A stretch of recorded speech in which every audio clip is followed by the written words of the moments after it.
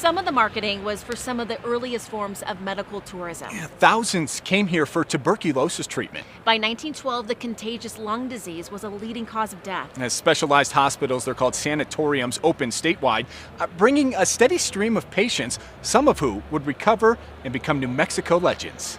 Inside and out, time hasn't changed this facility much. Built in 1906, it was one of the state's first sanatoriums. This is Sunmount.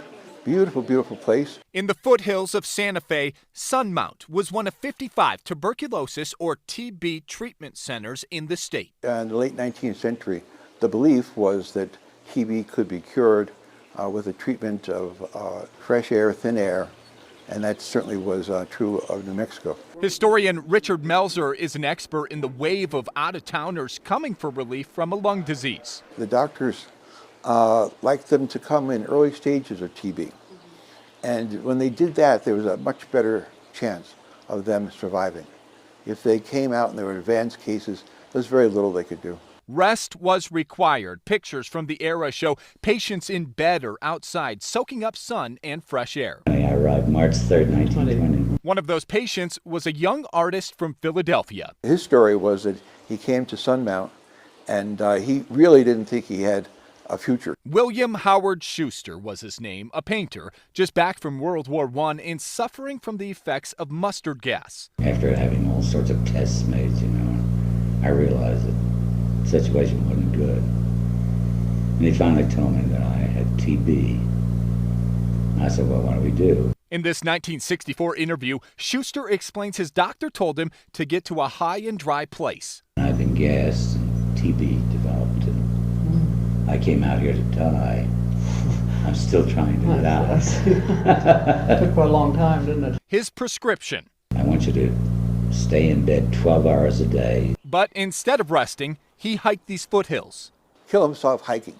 Instead, it made him stronger, and he recovered. He made lifelong friends with other artists at this sanatorium. Friendships built fireside in this community room. His doctor predicted this climate could be a cure-all.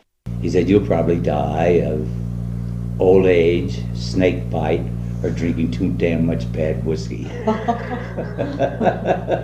Will Schuster survived and thrived, making it to his 75th birthday, one of his friends memorializing his service on canvas.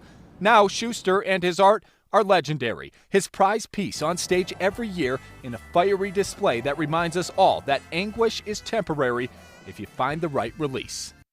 People who healed from these treatments felt like they would get sick again if they left Santa Fe, so they stayed. Yeah, many of them were artists focusing their work on the people and culture at the turn of the 19th century. Edgar Lee Hewitt created the New Mexico Museum of Art as a place where they could not only display their work, but have space to make it. Yeah, prior to his arrival in 1920, Schuster did not have much experience as an artist, but quickly developed a curiosity for all things Santa Fe. He was interested in trying his hand at whatever he could get a chance to practice. So painting, printmaking, eventually creating the monster that we know as a Zobra, all came from him trying to make the most of the short time that he thought he had left. He became drawn to like-minded artists. They believed deeply that art should speak to, in their own words, the peasant worker in the same way that it spoke to any connoisseur or curator or museum director. They developed Santa Fe's first art collective, Los Cinco Pintores. And part of this was simply that they were 5 painters. And the other part was that they wanted to honor the Hispanic identity that was already here in New Mexico and show that they appreciated what their adopted culture had to bring to them. Schuster, along with Fremont Ellis, Walter Mruck, Joseph Bacos, and Willard Nash, all had different inspirations for their work, but they shared the same goal: bring art out of museums to the people. They brought the bohemian art scene here to Santa Fe. They really broke the mold of academically trained artists to make Santa Fe a place where any creative person could come and be the person they want to be.